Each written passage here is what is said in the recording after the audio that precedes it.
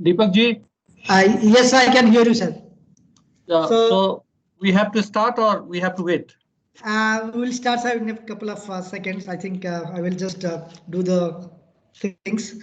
I think just now we had the session 1 and completed 11:30. So I told the participant you can take a few minutes. Yeah. At least 5-10 minutes break. Yes, sir. And I think many of have joined, almost 100 have joined. And I kept them as an attendee so that we can avoid all those disturbance. You might be seeing only 3 or 4 as a presentee. Yes. From your side. Okay. So I think good morning to all of you, and we are moving towards the second session of day 4. And the topic is a modern teaching approach, and it will be delivered by Dr. Nalin Bharti. I think many participants have already attended the another session by Dr. Nalini Bharti of perspective of effective teaching. And I think many more have added. I think some have not attended your session. So I will introduce again, sir. Dr. Nalini Bharti is an associate professor and the head of Department of Humanities and Social Science, IIT Patna, and that is Indian Institute of Technology, Patna. He has done his PhD from Jawaharlal Nehru University, and he is specialized in economics. And he has many publications and also associated with many professionals, professional associations, and also contributed in many projects and also headed many committees like 12th Finance Commissions also worked there. And he is also the editor of various journals like Journal of Management and Public Policies, International Journal of Humanities and Social Sciences, and International Journal of History and Research. And we have also we were fortunate that he had taken one session on perspective of effective teaching, and that was quite interesting, and the participants were actually enjoyed. So now we are moving to the another session we will be taking by him only. That is a modern teaching approach. So I formally invite you, sir, for your second session, and I am sure the participant will be also enjoying this session also. Thank you, sir. Please. Yeah. So Deepak ji, I will try to, when I have to run the video, yes, I will try to run the video. In case if it is not running here, then you can run, and the audio will be, I will stop sharing and then you can run. But okay. First I will try to run. Yes, sure. If it is not working, then you will try. Yeah. Yes, sure. Even also we have sent the same link to the participant. They can also watch it from the device if any issues comes here. Yeah. Okay, sir. So hope it is visible now. Yes, sir. Absolutely. Okay. So thank you very much again, Dr. Behera, for introducing me and to the audience. Some of the people might be the part of my first lecture on effective teaching approach, and then today is the second lecture on modern teaching approach. So it is very important that when we are teaching, what we mean by the modern. So what is modernity? When we are in the class, if I am having a very up-to-date dress and good hairstyle, that is modernity in our teaching. Up-to-date fashion, wearing a very good trouser and shirts, a very good sunglass. That is the modernity in our teaching or something else. So probably that is not at all the modernity in the classroom or in the teaching. So modern in general means new and different from traditional style. So when we are saying modern teaching, then modern teaching means a completely new and a different style which is far away from the traditional approach. So in my mind, a teacher is a successful teacher as long as it uses some modern methods of teaching. So the moment we are using the outdated techniques of teaching, for example, if I'm going to a classroom and I'm not using any new approach, such as if I am discouraging the student to ask any question, I'm not interacting with the student, I'm not motivating the student to ask the question. If I'm going with my old class notes, I'm just only reading in the classroom. That is not at all the new approach. That is a very, very traditional and old approach, and nobody will like in the classroom. So when we say new approach, when we say modern approach, when we say far away from the traditional style, it means that something which is innovative, learner friendly, novel, and this particular exercise needs lots of rigorous homework. I have already discussed all these things as a part of the effective teaching in my previous lecture, but today I will be dealing with 8 different modern teaching approach, and every approach has a small video for you. You can enjoy that video and to understand how this particular approach of teaching, modern teaching, is being implemented in many parts of the world. Why it is important? Because with the day-to-day innovations, it is indeed important that we as a teacher must include few modern approach in our teaching. So few months back, nobody was aware that the entire country, including the centrally funded institutions, state government institutions, schools, colleges, they all will be fully dependent on the online teaching mode. Our teachers were not ready, students were not ready, but this is a particularly when we are facing some global crisis, and it is not a crisis within the country, but it is a global crisis today. Most of the country, except few, they are still teaching their students through the online mode. There are certain limitations which I have also discussed in my last class, in my last lecture, but still there was no any alternative, because teacher-student day-to-day meeting and interaction is not possible when schools are closed, when colleges are closed. So let me bring in front of you few methods of teaching. So the first one is the modern teaching approach. As a part of this modern teaching approach is the flipped classroom. The second topic which I'm going to discuss, that will be the project-based learning. The third topic will be the cooperative learning. Fourth is the gamification. The fifth is the problem-based learning. Sixth is the design thinking. Seventh is the thinking-based learning. And the last, that is the part of this discussion today, is the competency-based learning. So what is modern classroom where we are using this flipped classroom? Flipped classroom approach is a approach in which the students are introduced to a certain content at home and practice working through it at the institute.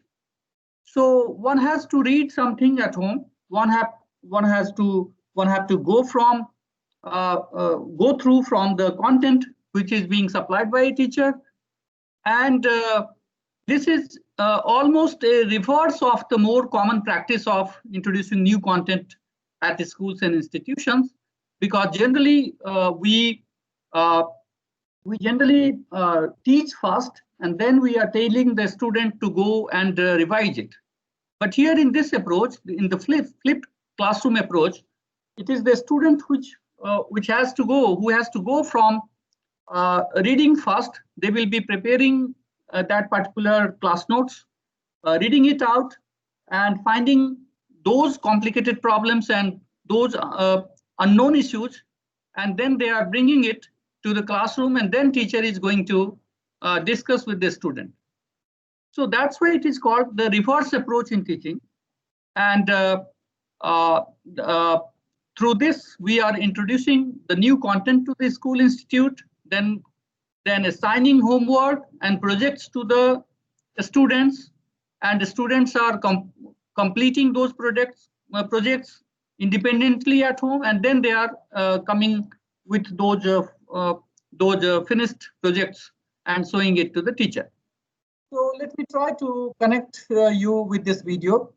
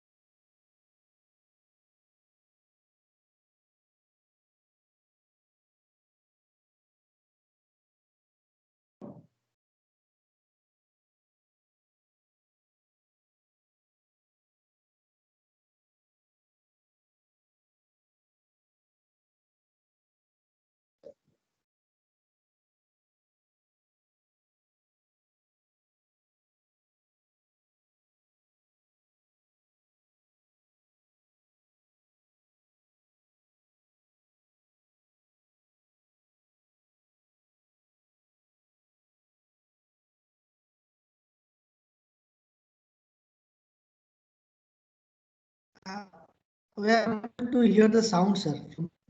Yeah.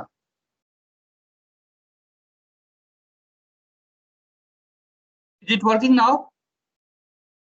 We can see, but there is no audio from there. I think there is a button when you are sharing the file. Before that, they will ask you include the computer sound. Okay, just a minute. Just a minute. At the time of sharing, if you see that they will ask to file share the desktop window. Before that, on top we find include computer sound. okay. Just Share content.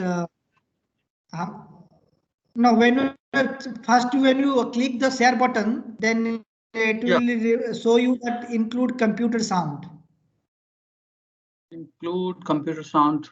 So you are in the desktop, sir, or laptop, no, sir? Laptop, yes. Yes, sir.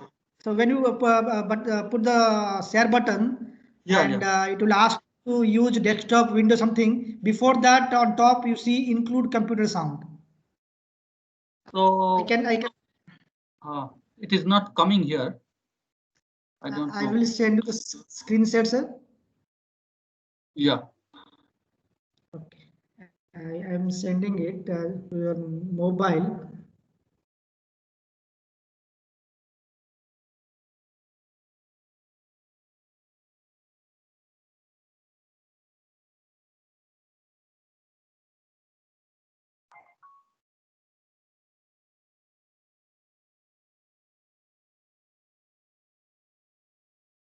In the desktop on top, you see I include computer sound. Yeah, when you click the share button, I think it will be reflected in that way.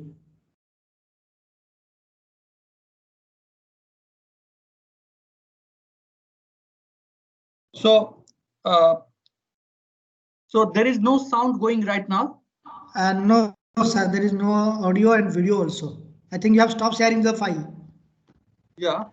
So I will again share it. Or this video, is it possible to share from your computer? The Yes, video and sound? I can. Then you share. I will stop sharing. Okay, sir. I will do it.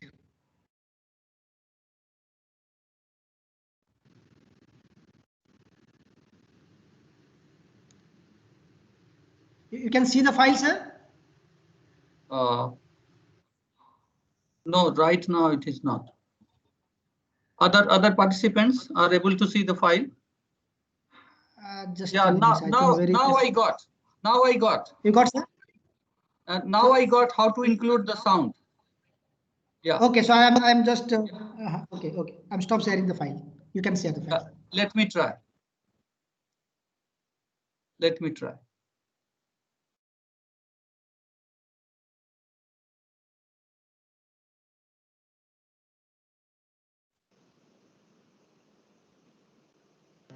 The flipped classroom Yes, I can hear the sound. upside down. Yeah. Traditionally, students listen to lectures and take tests in class and read textbooks and work on problem sets at home. In flipped teaching, students first study the topic by themselves, typically using video lessons on YouTube, and then apply the knowledge by solving problems and doing practical work in class. Modern schools who flipped their classroom report many benefits. 1. It allows all students to learn at their own pace, as videos can be watched again. 2. It's more efficient, as students enter the classroom prepared to contribute. 3. It enriches the classroom, as more time can be spent on group work and projects. 4. Doing homework in class allows students to help each other, which benefits both the advanced and less advanced learners. Flipping also brings changes for teachers. Traditionally, teachers engage most with the confident students who ask questions. Flipping allows teachers to target the students who really need help, instead of just those who are confident. Also, instead of instructing from the front, teachers guide on the side. This allows them to work more closely with individuals or small groups. Teachers that are not great presenters can use third-party videos to explain the concept and focus on methods of teaching that suit their style, such as project work or experiments. Once video lectures are made available online, teachers don't need to give the same lecture over and over again. Again, they gain more time to focus on the needs of their class. Many scholars also argue that the flipped classroom model promotes equal learning opportunities, as all kids get the same attention when doing their homework. Currently, kids with caring parents, older siblings at home, or expensive private tutors have a clear advantage over those who don't. Let us know what you think. If you were a teacher, tell us if this model would be possible in your classroom. If you were a student, let us know if you would prefer learning in a flipped classroom.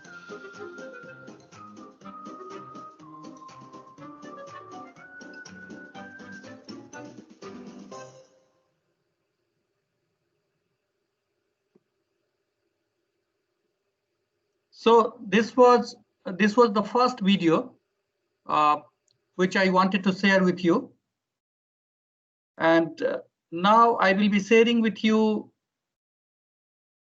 the second topic after the flipped classroom, and this is about project-based learning. Hope it is visible to all. Yes, Project-based learning. Yes. So what is this project-based learning?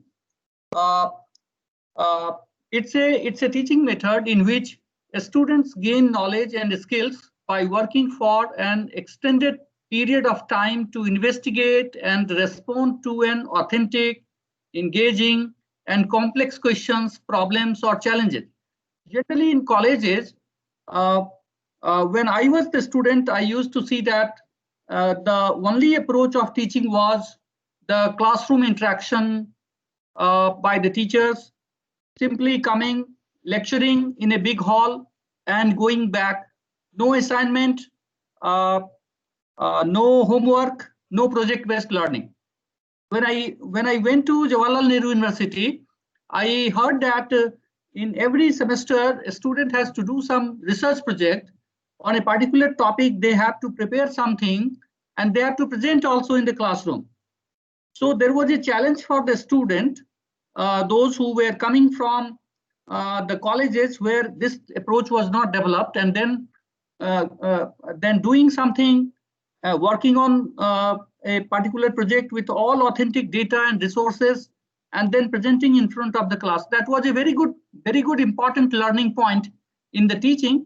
And in IIT system, also in NIT and other centrally funded institutions, we are also using this project-based learning. The students are enjoying very much. I am very much confident that if you are not using this method, you can also try using this method as a part of your teaching in a particular semester. So let me also share this particular video for you that is on project-based learning.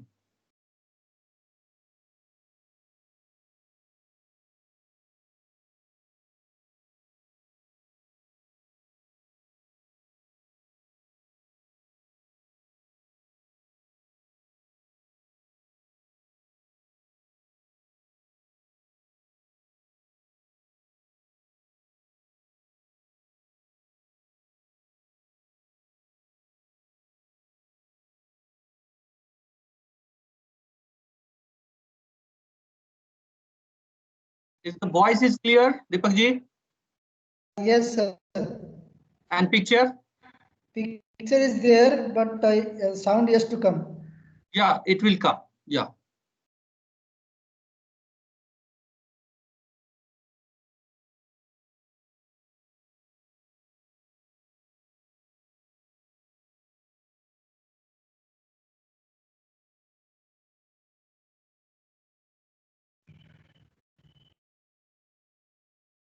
I think there is no sound.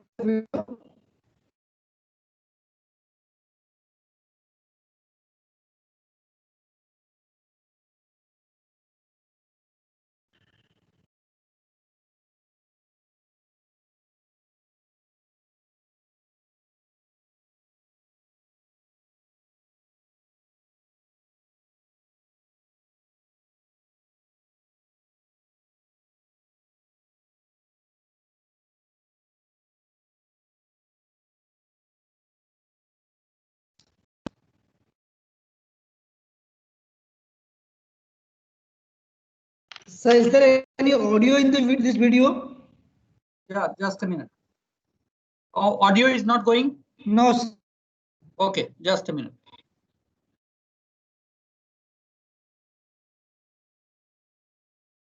I will try to do again. I think we have to again share that computer sound the way you do in the past. Yeah, we'll do.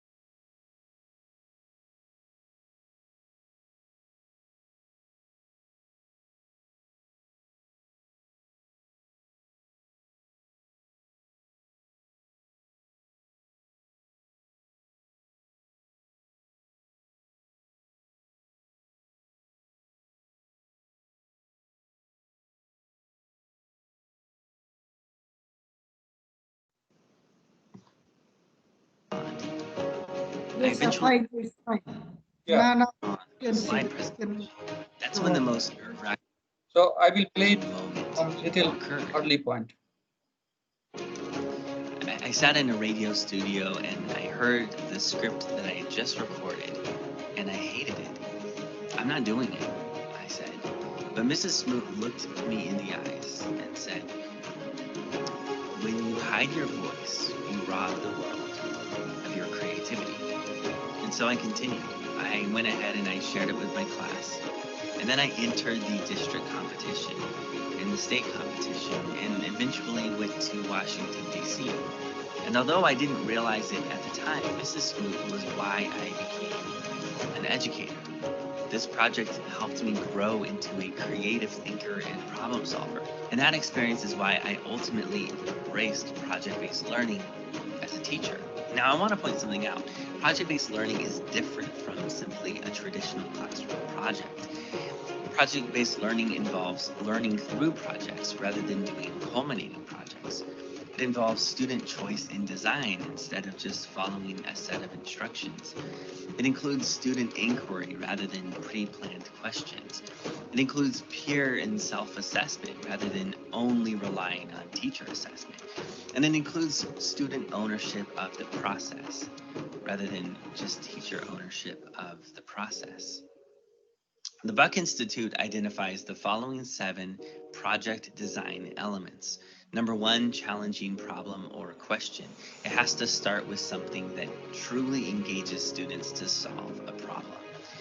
Number 2, sustained inquiry. They needed the time to ask questions, explore the answers, and engage in meaningful research. Number 3, authentic. It has to feel real to the students and tie into an actual context.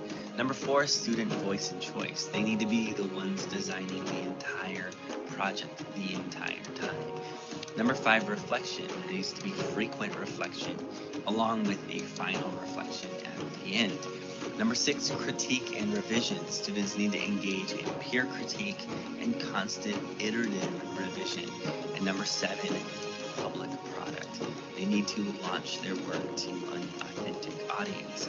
Now note that project-based learning can work in tandem with other pedagogical models such as inquiry-based learning, design thinking, and problem-based learning. But the key idea remains the same. The students are engaged in meaningful projects, and through that, they learn at a deeper level.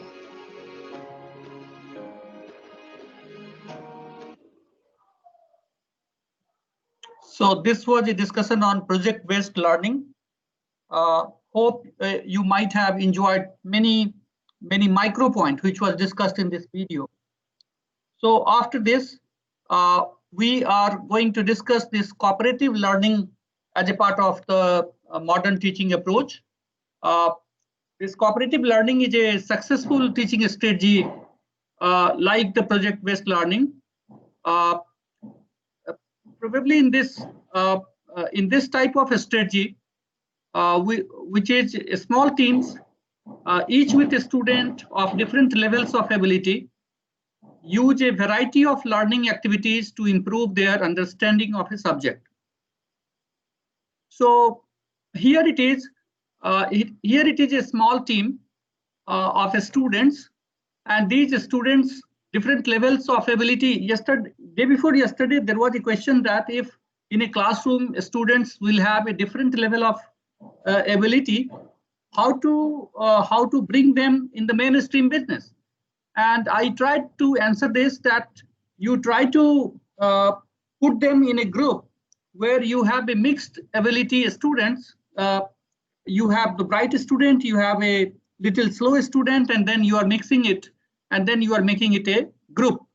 So the moment the student will be the part of the small group, the student, those students who are little more you can say intelligent, they will also try to motivate those students, and the students who were feeling that they are not in the mainstream, they will again feel that they are the part of the small group, and this group feeling makes them a cooperative learner, and this cooperation is also required in our life.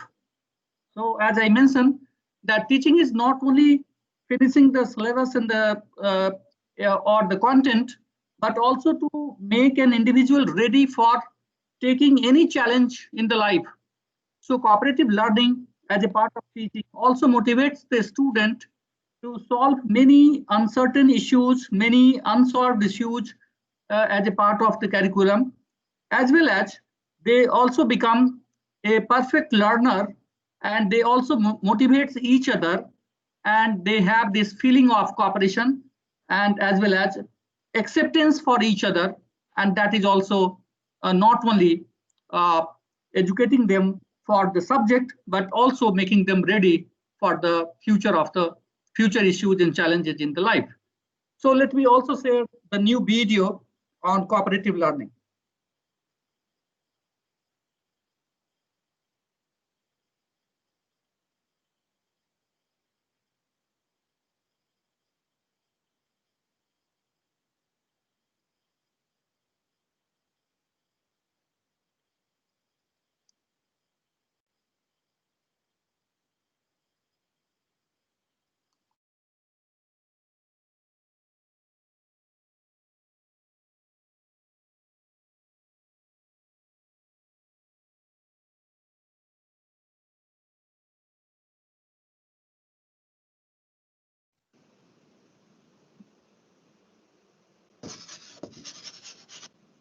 Is it working, Deepak? In cooperative learning, Yes, sir. Yes, sir. With audio also is fine.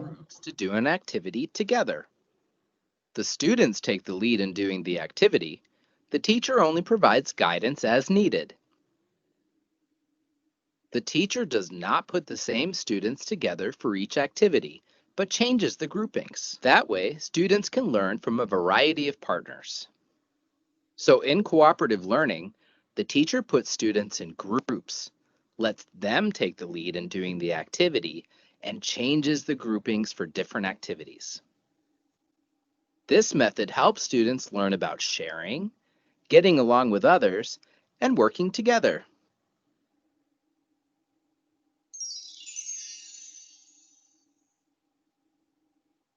So this was the small presentation on cooperative learning. Now I will be moving from cooperative learning to the gamification. Just a minute.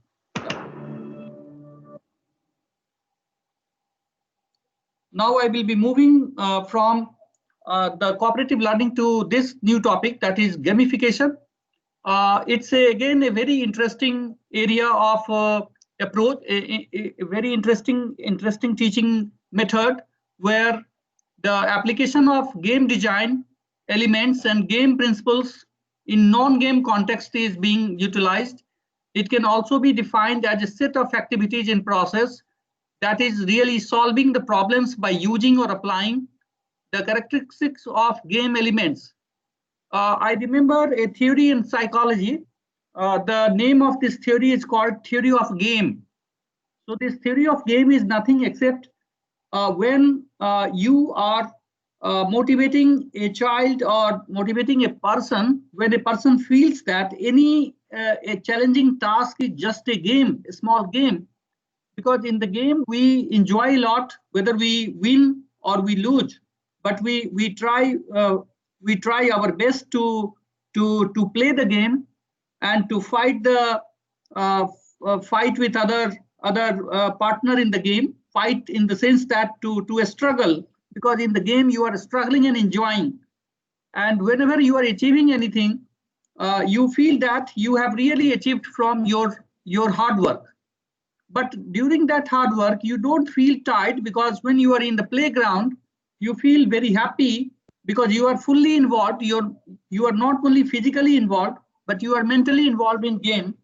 So this game-based learning is again one of the new approach, and this particular approach is also a very much psychologically influenced approach, and the theory of game also motivated many psychologists to use such steps in many challenging issues of the life. And let's also see this video, which talks about the gamification.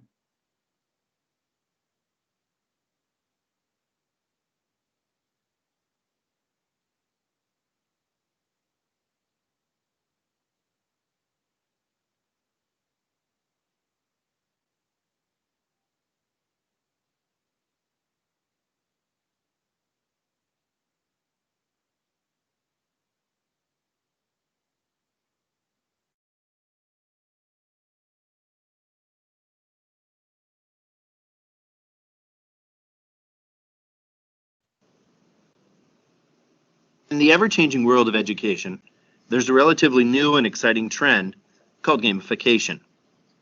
Now, that word in itself might generate some pictures in your mind that you're not a real big fan of when you think of video games. So let's take a minute in this video to talk about what is gamification. We'll start with the research of a gamification expert. In his book, The Gamification of Learning and Instruction, Carl Kapp, a professor of instructional technology from Bloomsburg University, defines gamification this way: the use of game-based mechanics, aesthetics, and game thinking to engage people, motivate action, promote learning, and solve problems. Well, now, if you're anything like me, Professor Kapp's definition of gamification, while very thorough and detailed and in-depth, may have failed in answering the question. It may, in fact, have actually generated more questions for you.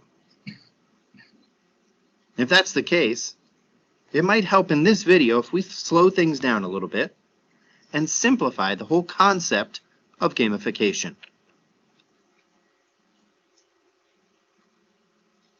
When we gamify a classroom, we use all the bits and pieces of video games that make them so fun, engaging, interactive, and just plain awesome to create a learning environment that is fun, engaging, interactive, and just plain awesome. Is that a little simpler? Okay, well, let's move on to another question that would come up when we're talking about gamification. How does it work? Some teachers use a few smaller experiences or online tools to gamify portions of the learning experience for students. A teacher might use Class Dojo, for example, in order to manage the classroom, or tools like Kahoot and quizzes for formative assessments. Nearpod might be used for some truly interactive learning. Other teachers create entire worlds for students to explore. They can experience and interact with the learning throughout their journey, plunging themselves as deep into the world as they choose. Sounds pretty intense, doesn't it? Well, and it can be.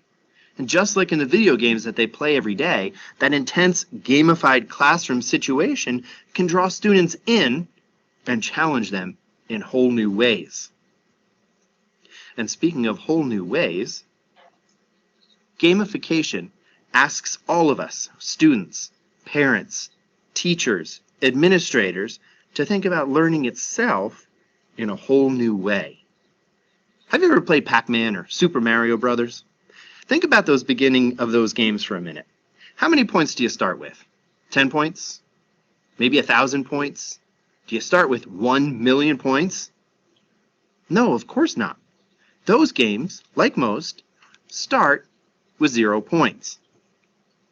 And that makes sense because you haven't done anything yet to earn points. So let's apply that same concept to the classroom. Everyone in a gamified room starts with 0 points, and they earn experience points, or XP, through various assignments and projects. There are many important parallels that can be drawn between video games and education.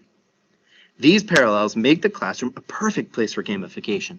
Skills like problem solving, creativity, collaboration, extrinsic motivation, critical thinking, and communication can all be found in both video games and the classroom.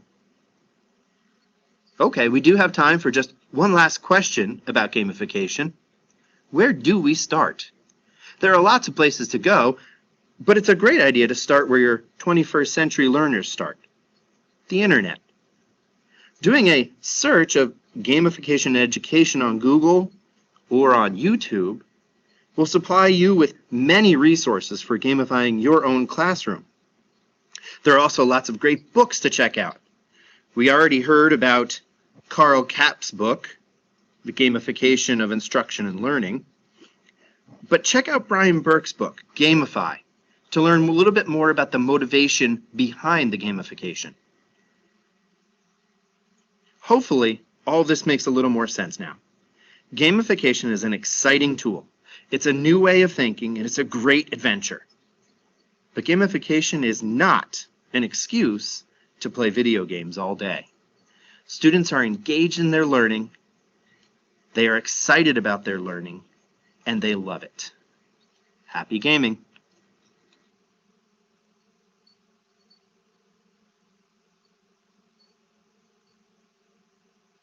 So after this gamification, we have a new topic to discuss, and probably we have finished 4 topics now, and this is the 5th topic, that is called problem-based learning. So in our 2nd topic, when we were discussing about project-based learning, in the BTU it was also mentioned that whether you are having the approach called problem-based learning, this is also somehow linked with the project-based learning. But how problem-based learning is different, because it's a teaching method in which complex real-world problems are used as the vehicle to promote a student learning of concepts and principles, as opposed to direct presentation of the facts and concepts. So, especially in the engineering teaching, if the teacher is trying to give a problem to the student, suppose if they are giving a very old radio set to the students, and the teacher is saying that now you have to understand the transistors, and then you have to connect all these all these transistors so that it will start working. So students are trying to understand what basically the components inside the radio, what type of soldering system connects all these transistors and then it works together, how sound is connected, how the waves, different medium wave and short waves are working. And then the students are trying to understand that how radio functions. And so the teachers are giving a problem-based learning to the lab. And generally the students are working hard. And sometimes I have seen in IIT that a student has had this type of problem to solve in 3 years time, 3 hours time. And sometimes they are unable to solve it. The lab timing is increased from 3 hours to 5 hours, 4 hours. And then as long as they are not able to solve, they are not free from the lab. So through this extensive, rigorous exercise to solve the problem, they are learning so many things. And sometimes it is in the group, sometimes it is at the individual level, sometimes it is for the entire class. And I have personally seen in some of the labs that how intensive learning this is and how students are really involved. So we have also a video for this problem-based learning. Let me share this video with you. Very small video.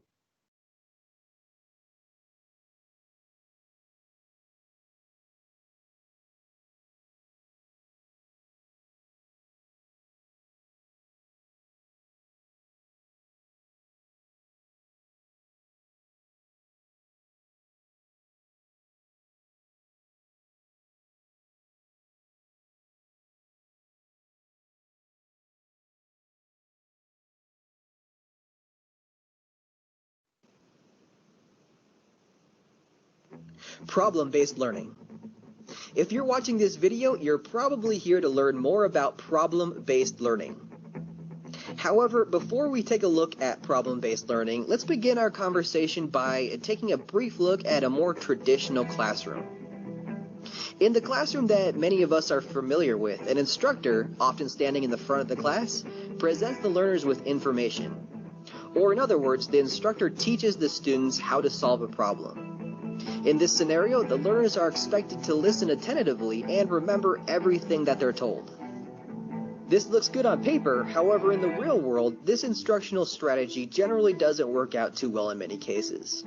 The content can seem distant and unimportant, and students tend to miss key details, forget important information, or even just space out after a couple of minutes. So instructors are now faced with finding new ways to create more engaging, deeper learning experiences. And this is where problem-based learning finally comes in. Problem-based learning, or PBL for short, is an instructional strategy in which students work in groups to solve authentic problems that help develop content knowledge, as well as problem solving, reasoning, communication, and self-assessment skills. PBL brings the content home and keeps students engaged as they work to solve real-world problems. So how does this PBL thing work? Well, first an instructor begins by identifying a course-related problem that is purposely complex and vague, yet intriguing enough to excite the student's curiosity. In the PBL world, this is known as an ill-structured problem. Next, the instructor breaks the students apart into diverse groups by assigning the students to groups based on their prior knowledge, skills, and abilities. Diversity is a key factor in building teams which achieve more successful team dynamics and learning outcomes. Often, an instructor will present students with a formal strategy or a set of instructions for working through the problem. This formal strategy can help keep learners focused and on track. Armed with direction and curiosity, the students are then set loose to discover the answer to the ill-structured problem. While the students work, the instructor acts as a coach and a mentor to guide and move students from what they already know to a deep understanding of the new material. But wait, you might say, it sounds like problem-based learning is the same thing as project-based learning. They even share the same acronym. Well, in short, you're right. Problem-based learning is just another flavor or style of project-based learning. The key difference here is that project-based learning experiences are generally more concrete than problem-based experiences. For example, project-based experiences generally end in the creation of a physical product or the implementation of a solution, while problem-based learning experiences often conclude with a proposed solution in the form of a writing or a presentation. Additionally, problem-based learning experiences also tend to be shorter, follow more traditionally prescribed steps, and are generally more easily implemented in most environments. So I hope this overview of problem-based learning has been informative for you, and I thank you for watching.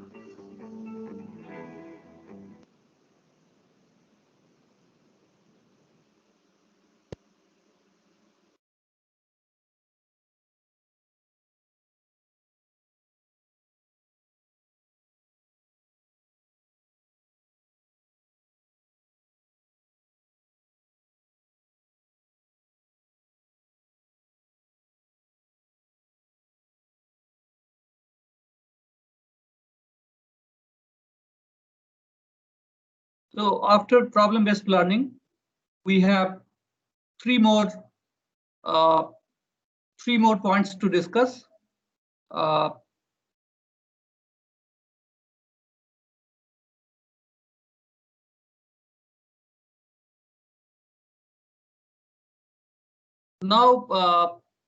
there is a concept called learning by doing, and it is also known as design thinking.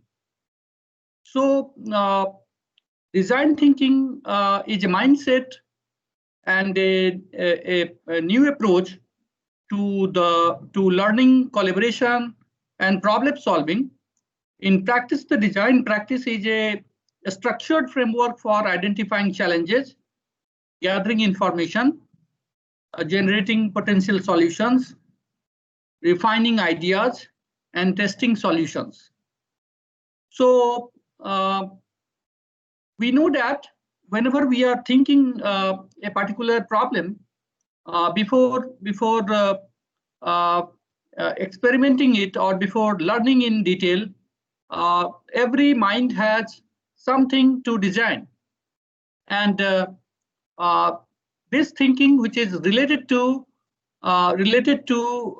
solving a particular problem, is called the design thinking, because this approach is related with various steps, and these steps are learning, collaborations, and problem solving.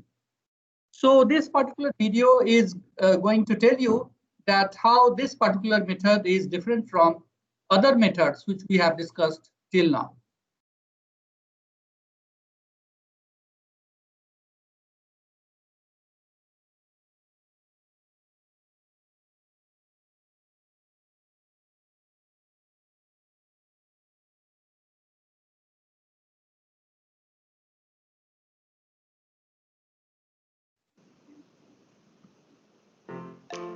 Hi there.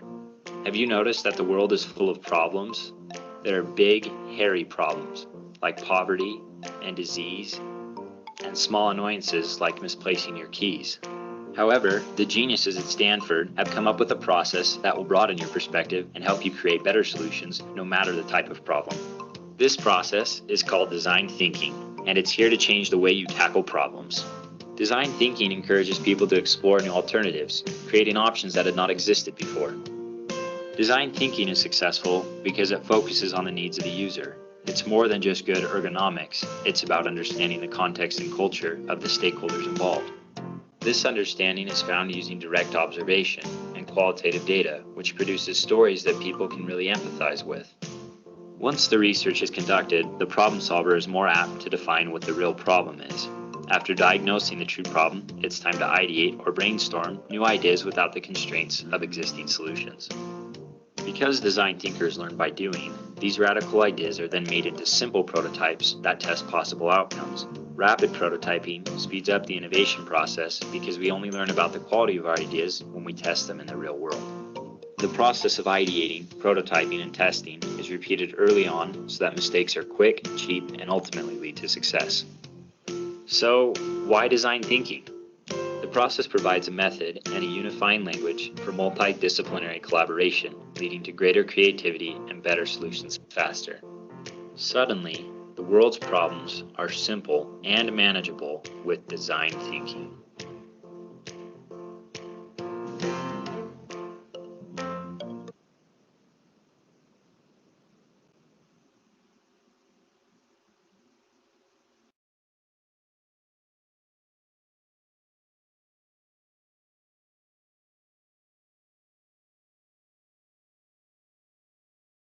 So that was the discussion on design thinking.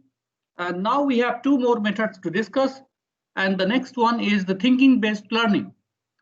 So in this thinking-based learning, it's a method of teaching and learning where the teaching of a specific thinking skills is infused into the teaching of content or subject matter. So I was looking some of the literature during the Vedic period, and there were three methods of teaching during the Vedic period, and it was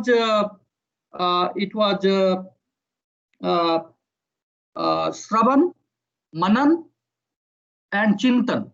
Shravan, Manan, and Chintan.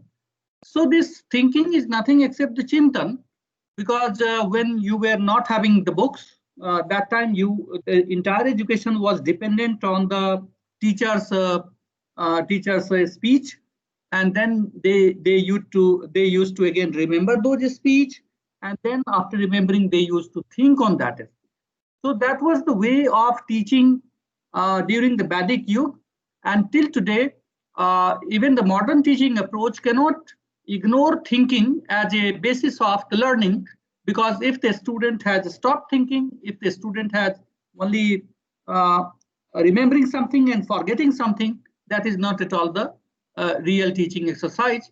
But if the student is thinking and continuously thinking for the lifelong, some of the statements, some of the advice, some of the topics which our teacher had taught us in the beginning, we still remember, we are still thinking, and that thinking are making us more motivated towards teaching and learning, not only to our subjects, but also as a teacher. Sometimes we remember those thinkings, those topics which has been thought and rethought due to the convincing approach of that teacher. So thinking, even in the ancient time, even in the modern time, it is one of the very important and prominent role, and we also motivate our students to think on some of the topic. Let me also share with you the video on thinking-based learning.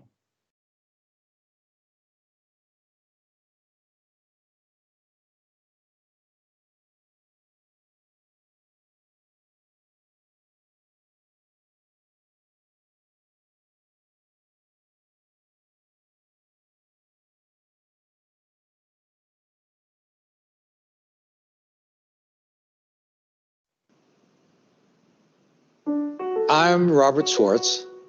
I'm from an organization called the Center for Teaching Thinking. It's a project that focuses on how to transform classrooms, change the way instruction takes place in the classroom. The research shows that 92 to 95% of what we all learn in school has no impact on the lives of students after they leave school. That's where thinking-based learning comes in.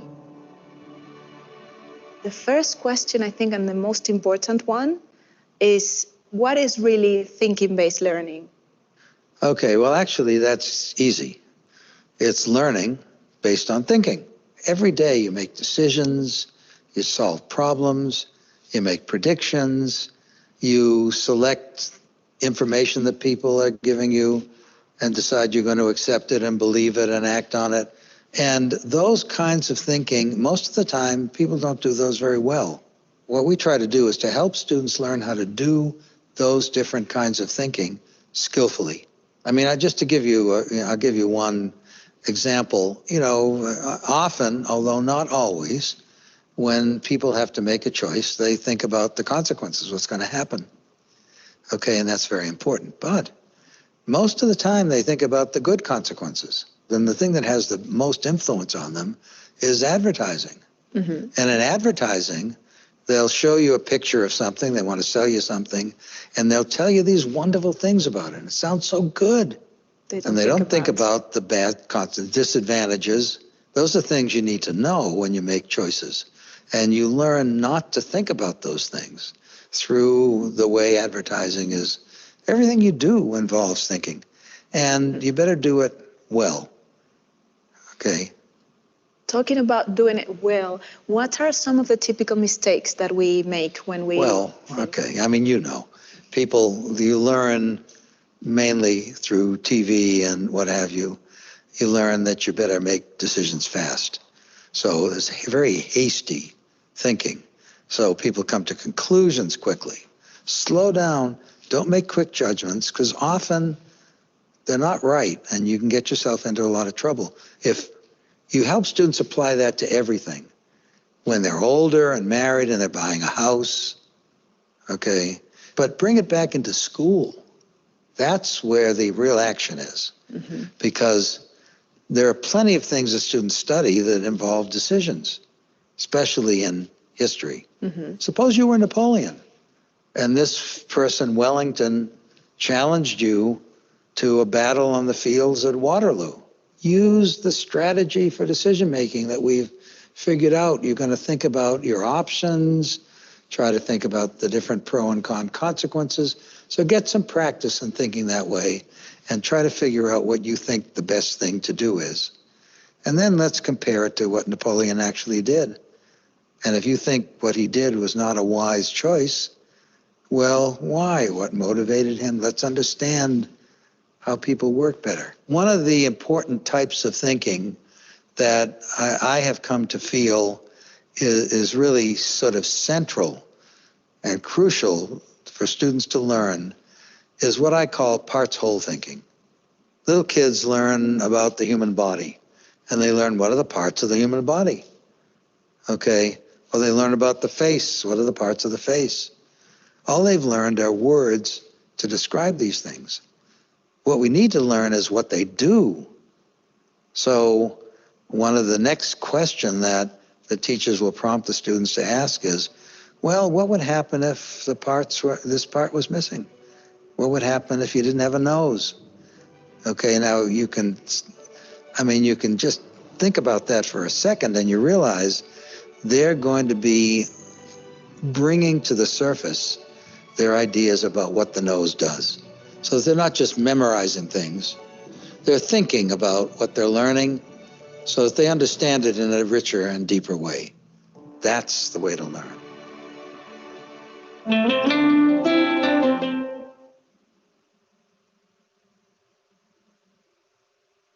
And after this thinking-based learning, we have the last point to discuss. And this last point of discussion is nothing but competency-based learning. So probably in the entire discussion, we cannot ignore that all these methods are also enhancing the competency of the student, but at the same time, how this learning method is different from the previous methods, because this particular learning methods refers to a system of instruction, assessment, grading, and academic reporting that are based on the students demonstrating that they have learned the knowledge and skills they are expected to learn as they progress through their education. So generally, in some of the universities, in the last of the entire teaching, as a part of the MA master program or as a part of the bachelor program, the dean used to ask that what is the feedback from the entire courses, and in that feedback, somehow the questions are linked with whether you have developed some competency during the entire learning exercise or not. So generally, these students are writing those, answering those questions and they are giving some points also about certain courses, and they have the column to fill that what basically you have learned through the entire exercise. So let me also share this last video with you, and then we will have your questions, your comments, and your classroom experiences for the discussion. But before that, let me share this last video with you.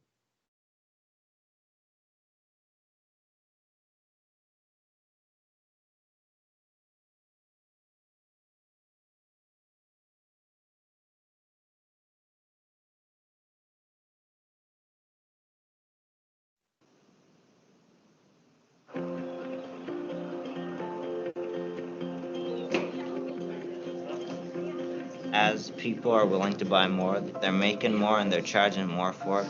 How does that relate back to our free market principles? As demand goes up, supply goes up. Because we assess student mastery of competencies, we have a better understanding of exactly what the student can do. It's a more equitable system for assessing student understanding, and it also puts the ownership of the learning into the kids' hands. You're being assessed on competency number 3, presentation of learning. Competency-based learning is the idea that students are trying to meet certain big picture understandings, not complete a bunch of tasks, jump through a bunch of hoops, and average a bunch of scores out. I want to make sure that you guys are aware of the competencies. The competencies are anywhere between 5 to 7 statements that say these are the focus areas for this course. This is what you need to demonstrate that you know to have mastered this course. The most fundamental shift an individual teacher can make is to just take those traditional categories you used to have in your gradebook, quizzes, tests, homework, and shift them to the enduring skill sets and habits of mind for your discipline. We're going to have like 2 of each. And the kids, because that's how they're being assessed, start to think about things a little bit more in terms of the enduring understandings you're trying to get at. Good morning. I'd like you to start working on your project today. It goes with competency 2. It is over here on the walls. I think the competency-based approach is better because it gives students the ability to demonstrate competence in a variety of ways. In economics class, the competency that we are demonstrating is supply and demand systems. So they charge $100, $200, $300, up to $600 for it because it's fairly cheap to make them. We have individual freedom when it comes to the work that we can do. We can do a test, or we could do a project, either like a PowerPoint or a poster. So you're still set on this SpongeBob idea? Yeah. I had 2 students who have been hounding me about a SpongeBob episode. He has to buy the chocolate bars and has to buy bags to carry the chocolate bars. Is that part of the episode? The whole episode really talks about how there's different ways of selling things. There's different styles of how you sell them. So your product that you're going to focus on are the chocolate bars. They believe that selling chocolate bars demonstrates the concepts of demand and supply very well. Consumer tastes and preferences definitely demonstrate. Right. So I challenge them to create a series of graphs and then analyze each graph and look at that interplay of demand and supply and the prices. What could you look at? Preferences. Okay. And then like the number of sellers. I'm not a very good test taker, but with the project we're able to say this is what I need to do and this is what I need to work on, rather than just trying to cram it all into our minds. So it sounds like you've got 2 ideas, but we need to come up with 2 more. Okay. Choice allows them the opportunity to be cognizant of their learning style and how they learn best. We'll continue with this tomorrow. Have a good day. Ladies and gentlemen, when you start to think of your procedure from the lab, remember you are in charge today. Since this is completely our decision how we do it, we have to write our materials, procedures, all that stuff that we did. The whole idea of competency-based, it puts ownership in the students' hands to demonstrate that they were able to master that particular competency. As close as you can. You can have one area of the room on something that other students have already finished. Dinner's right here. Sometimes you'll have in a different corner students going back to revisit something. Which one's this? Sugar, and then this is NaCl. They have to meet each competency. Procedure 1 was get the chunks at the end. So they could do a really good job with the concept, but not do a really good job with their science process. They don't redo that assignment. But in the next lab that we do, maybe that student does a formal lab report. Yeah. Or they could take a written test instead. They could do an essay on something. You don't just move on with a big gap in your understanding. We don't let you do that. Because you're assessing the student in a way that fits the student. Excellent. Good job. You're getting a better assessment of where the kid really is. You have your praise, and then you have like the supply. Competency-based education is just, in general, much more fair for every student. Ready? Go.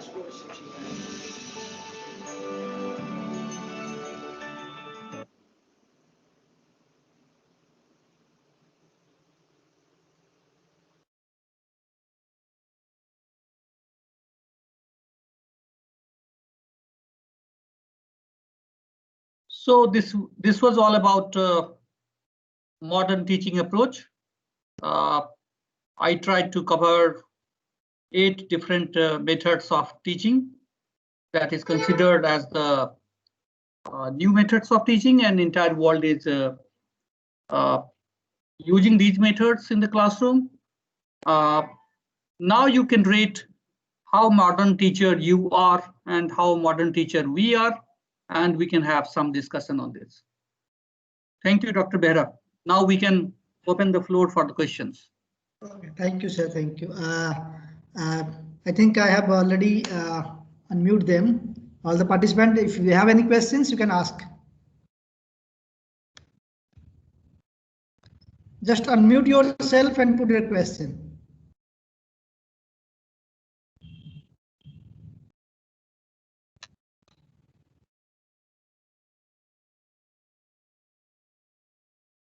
I hope you all of you can hear me. I'm asking to the participants. Please respond if you have anything. Please, you want to ask anything. Please ask.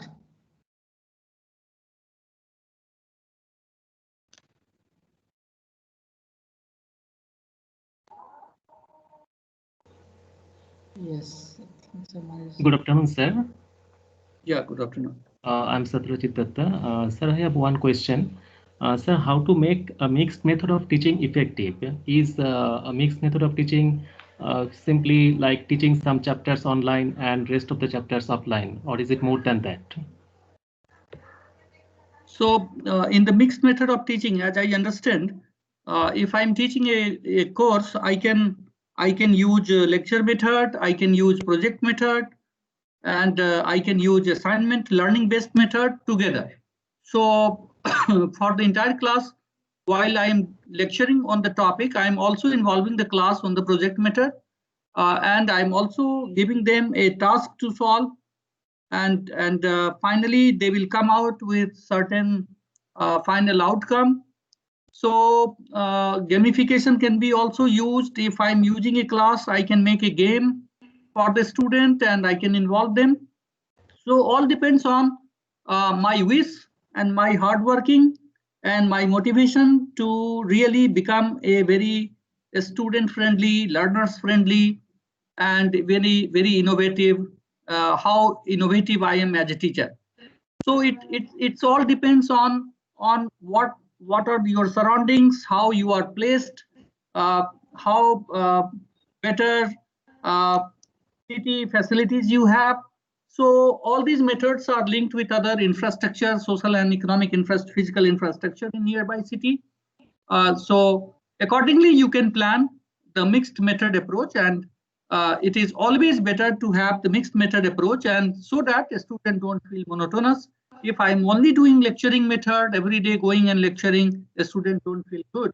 So it is better to have discussion on the project, interaction with them on a particular presentation which they want to make it in front of the small group, and then to have certain demonstrations through certain videos, and case-based approach, some cases from different country or the nearby states. So these approaches mixed together motivates the students, as well as it gives a very good test to the teacher finally, and you will be remembered as a good teacher forever, and the student always have a very different type of respect for those teachers. Thank you. Thank you, sir. Thank you, sir. Any more questions? Good afternoon, sir. Yeah, good afternoon. Very nice presentation. In all this technique, how we should evaluate a student, because like in our traditional system, we have evaluation on writing and we have miss examinations. So how we should evaluate a student?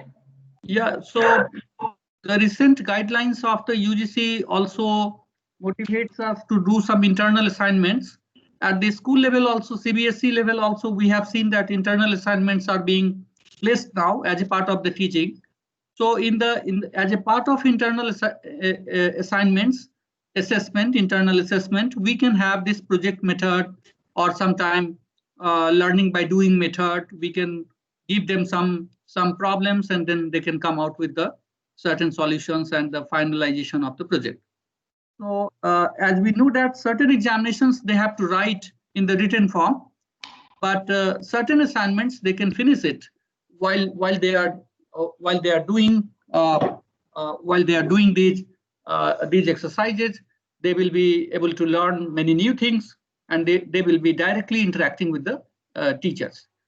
So it's all depending on how much internal assessment and how much internal assignments contributes as a part of your curriculum. Accordingly, you can design your methods. Thank you, sir. Yes. I think Dr. Sadanand wants to ask. Yes, Please go ahead. Good afternoon, sir. Good afternoon. Yes. I'm Dr. Sadanand Saw from GIT University, Odisha. So actually, yes, sir, you told about thinking-based learning, sir. Yes. Sir, that is Shravan and Manan and Chintan. But, Yes. sir, is it actually we are the teachers, so we will not be the Shravanar. Yes, Sravanar. No. Teachers are also has to Shravan sometime. A good lecture by some other teacher, a good video clips of some other programs. We have to also visit the conferences. We have to also participate in the workshop. So Okay. we have to also listen something, and we have to also read something, good new things. And most important is we have to be very much attentive always. Okay. We have to be very much attentive always. And so any small or big thing it can become the part of my lecture. It can become the part of your lecture if we are attentive. Otherwise, suppose if I'm teaching Indian economy, this farmers movement can be the part of my lecture also. Apart from the political debates going on, the minimum support price will be the part of my lecture if I'm teaching Indian economy. So how attentive I am, how unbiased. Teacher has to also unbiased. I should not be the blind follower of any political ideology, but I'm a teacher. I have to be very distinctive from the crowd, and I should be in the position to answer the student's query without any political affiliation and without any. I should be unbiased basically. So this type of approach always makes you ready to listen something and ready to do manan also and to have the chintan also. So these three principles are not only useful for the student but for the teacher. More we are busy in these things, more our students will be busy in these things. Sure. Yes. Sure. One more thing, sir. Sir, actually, those people are working in the private educational institute like universities or college. So generally, their workload is a little bit different as compared with you people. Yes. Because in nowadays, what are the private institutes are doing? They're giving workload of 20, 30 like that, and not a single paper or single. So they are giving 4 or 5 papers at a time. Yes. This is happening. I know this. One of my student recently posted in Chandigarh is also facing this type of problem. So every day, every week, he has around 22 hours lecture. No, sir. I am also one professor, but I am also getting 24 classes. And Yes, yes. last semester, I imparted that 5 different papers. So when we have the time for gamification or learning by doing or thinking based learning, is it possible, sir? Yeah, but probably you. Sir. Yes. For the sake of the completion of the syllabus, any hook or by crook within 6 months or 100 or 18 working days or 90 working days, whatever may be. So Yeah. any hook or by crook, just we are managing. So we cannot, as a teacher, I am truly sir speaking, I cannot give the justice to the students. While the management is imposing to take the 4 and 5 or 3 more papers. So how can it is possible? It is not quite possible, sir. So along with all along with all sorts of procuring and attendance, not many activities are performing in the private institutions nowadays. So how can you manage it? Can you suggest some that shortcut or that like gamification or learning by doing or thinking based? So what can we do? Obviously, as a teacher, we need that we want to give the justice because it's that we have to cope up with the modern time and modern technology. But how is it possible, sir? Is it possible, sir? Do you think there any suggestion from your side? Yeah, it is possible because what I feel that it is not only breaking the monotony of the student, but it is also important for making our own monotony. Because if we are teaching 4 lectures per day, we also feel very monotonous coming out from one class, going to another class, and in every class we are lecturing. So instead of lecturing method, if you can utilize, I'm not saying that you stop lecturing because the management will be angry. So you do lecturing, but at the same time you also involve a student in project-based learning. You assign some student some project, a group of if your class size is very big, you can have the group project. Like in my class, when I am teaching 200 students here in IIT, I am making 10 student group. And so each group is working on a project. And while they are presenting the project, I am saying that anybody will be asked any question, so you must be ready with your answer. So whole student group is ready with their answers. So I'm not saying that all these methods you use together, but you must try doing at least, if you are doing 2 or 3 methods in your class, if you are utilizing 2 or 3 methods in your class, you are a modern teacher. If at least 2 to 3 methods, if you are using in your class, you are a modern teacher. If you are not using any method, you are not a modern teacher. So it all depends how, it is true that there is a shortage of time, but it is also true that there is no shortage of innovation. A teacher must be innovative. So if you are a innovative teacher, you will not wait for the job. Jobs will wait for you. So it is very important that we should be completely different from the crowd. We should not be the part of the crowd. We should be different from the crowd.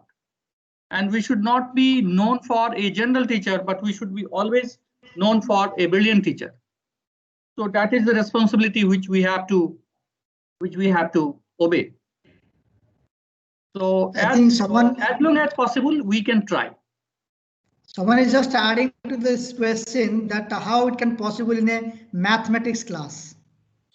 Oh, mathematics class. Yes, sir. Gamification is possible in the mathematics class.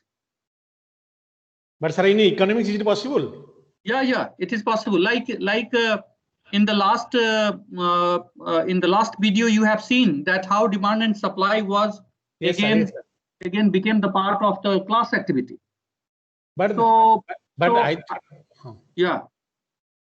somehow we are doing what a case-based study also we are implementing here in my university. Yes. So is it one of the that method may be possible? Yes. So there are many other methods which I have not discussed. I have discussed only few. There are many methods. Okay. So sir. my point is, we have to have a very diverse methods used in our classroom.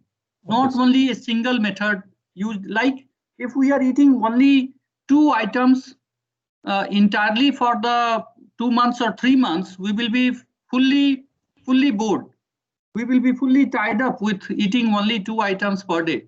Yes, sir. Yes, sir. Yes, we sir. have Obviously. to change, and that is for nutritional aspect also, that is not good. So nutritionist is saying that you have to have all 7 colors in your dish: green, red, white, everything. Similarly, a classroom or a teaching must be nutritional classroom. A class must be having some nutritional aspect. And this nutritional aspect is not only the quantity in terms of lecture, but also in terms of quality, in terms of vitamins and minerals. So these new methods are just like vitamins and minerals for the student, and that will be more, that will be giving them more immunity, more strength. Sir, thank you, sir, for your nice example and nice that answers. Thank you, sir. Actually, it really learnable, and we are very much thankful, sir. Yeah, thank you. Any more questions? Good afternoon, sir. This is Preetha. Today's session actually made us to think teaching means how to teach in a new in a very new dimension. Why? Because basically, I think we were into these type of teachings, but not in a specific way as the name goes, as today you have explained.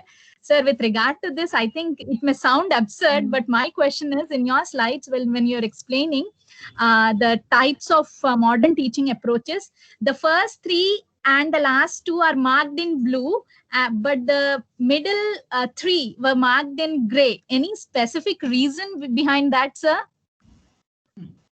I think where there are little technical aspect. Okay. So that was made in a different color. Where there are more human-based approach, it was marked in the blue color. That means it's a little bit a new approach where we can put our efforts in order to make more student-centric. Okay. Thank you so much. Thank you so much. Any more questions? So, okay. I think they have asked the questions which they actually want to get the clarification.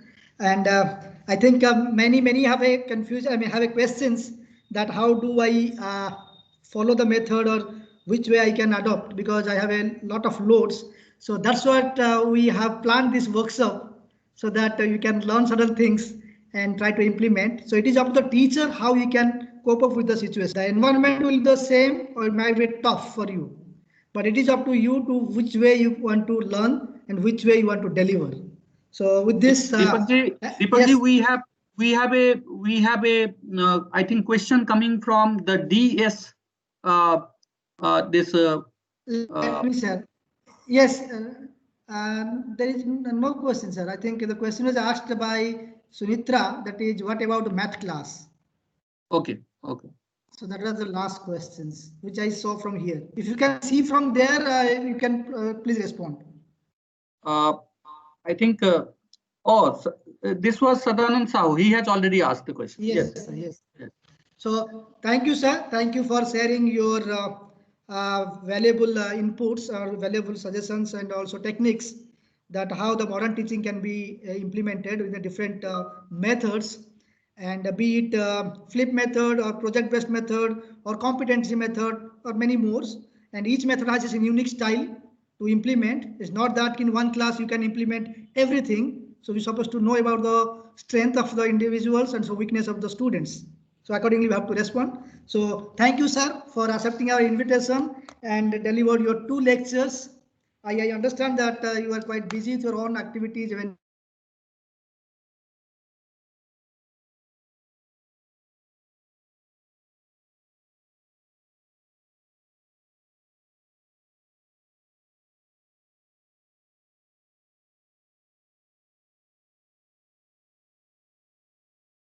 finding some connectivity issue.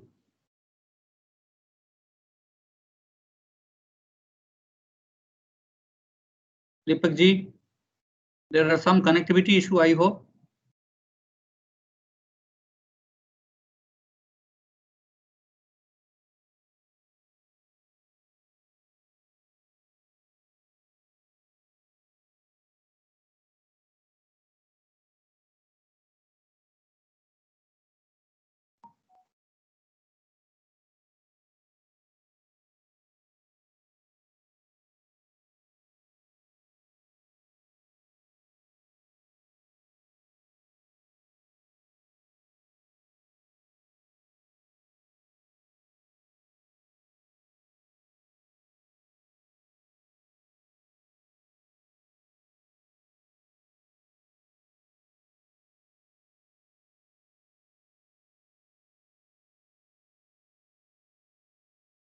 Other participants are also facing this problem? Same problem is there, sir. Okay, okay. So probably this was the end of his talk, and I hope that we'll meet again somewhere, sometime. And thank you very much for joining this session. Sometime we make also personal request to you, sir. Sure, sure. Okay, sir. Sure. Thank you, sir. Have you a Thank nice you very day, much. sir, and nice Yeah. good evening, sir. Yeah. Thank you. Thank you to all.